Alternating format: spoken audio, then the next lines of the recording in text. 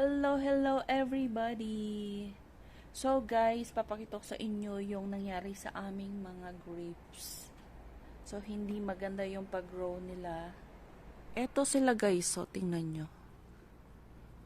Parang nagmo-mold. Hindi ko alam kung anong problema ng mga grapes namin. Ayan. Ang ganda sana ng ano nila ng pagtubo nila nakaraan. Kaya lang, ginupitan ng asawa ko yung yung mga sanga-sanga or yung mga talbos-talbos ng grapes. Kaya ayan ang nangyari. Hindi ko alam kung dahil doon or hindi ko alam kung ano yung problema. Kasi sabi naman ng iba, kailangan mo daw putulan yung mga dahon ng grapes or yung mga tangkay. Kasi para hindi ko alam kung anong purpose. Ayan, tingnan nyo ang papangit ng grapes ko. Ayan, hindi mapakinabangan.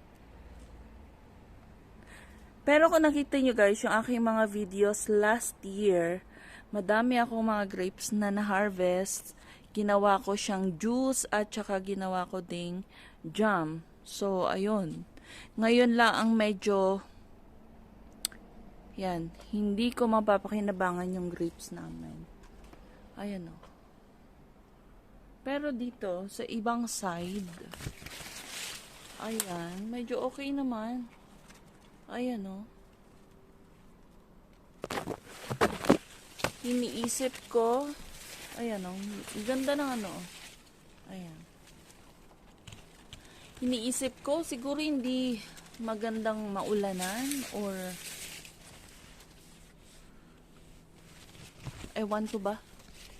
Please comment down below kung ano ba yung problema ng aming grapes. Baka meron kayong idea, meron kayong alam. Ayan no. Sayang, nanghihinayang ako kasi yan, sarap pa naman. Fresh juice, grapes juice, tapos mga jam. Ayun, sayang talaga. Nanghinayang ako sa grapes.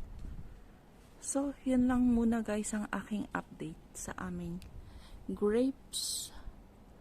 Ayan. Sobrang panghihinayang ko kasi madaming bunga. Ayan o.